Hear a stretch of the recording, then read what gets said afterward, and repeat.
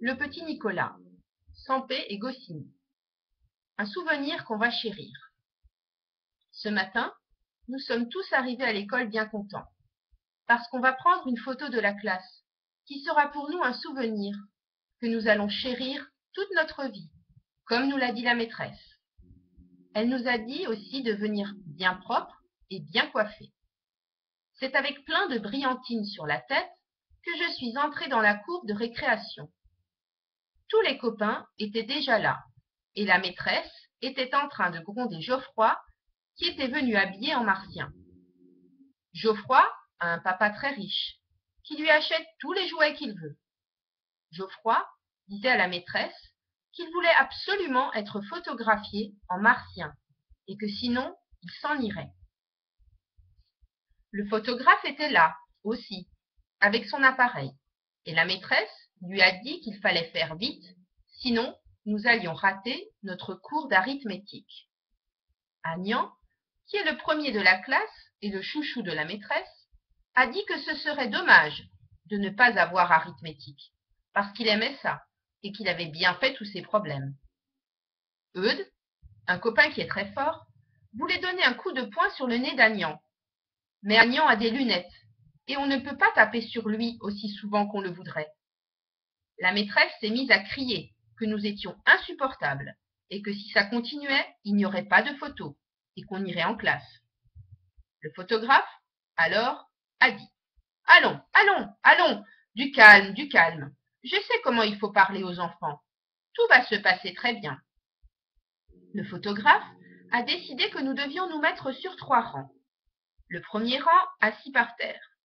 Le deuxième, debout autour de la maîtresse, qui serait assise sur une chaise, et le troisième, debout sur des caisses. Il a vraiment des bonnes idées, le photographe. Les caisses, on est allé les chercher dans la cave de l'école. On a bien rigolé, parce qu'il n'y avait pas beaucoup de lumière dans la cave, et Rufus s'était mis un vieux sac sur la tête, et il criait « Ouh, je suis le fantôme !» Et puis, on a vu arriver la maîtresse. Elle n'avait pas l'air contente. Alors, nous sommes vite partis avec les caisses. Le seul qui est resté, c'est Rufus. Avec son sac, il ne voyait pas ce qui se passait, et il a continué à crier « Ouh, je suis le fantôme !» Et c'est la maîtresse qui lui a enlevé le sac. Il a été drôlement étonné, Rufus.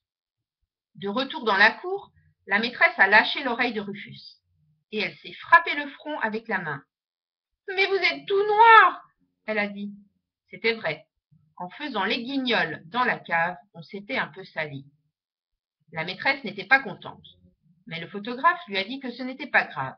On avait le temps de se laver pendant que lui disposait les caisses et la chaise pour la photo. À part Agnan, le seul qui avait la figure propre, c'était Geoffroy, parce qu'il avait la tête dans son casque de martien, qui ressemble à un bocal. Vous voyez, a dit Geoffroy à la maîtresse, s'ils étaient venus tous habillés comme moi, il n'y aurait pas d'histoire.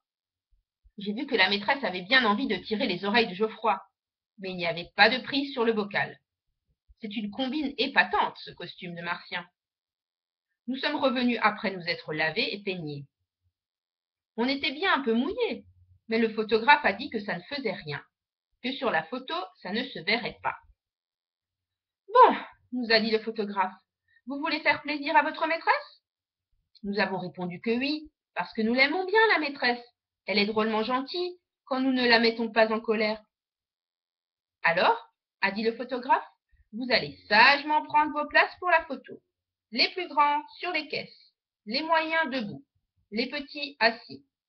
Nous, on y est allés, et le photographe était en train d'expliquer à la maîtresse qu'on obtenait tous des enfants quand on était patient. Mais la maîtresse n'a pas pu l'écouter jusqu'au bout.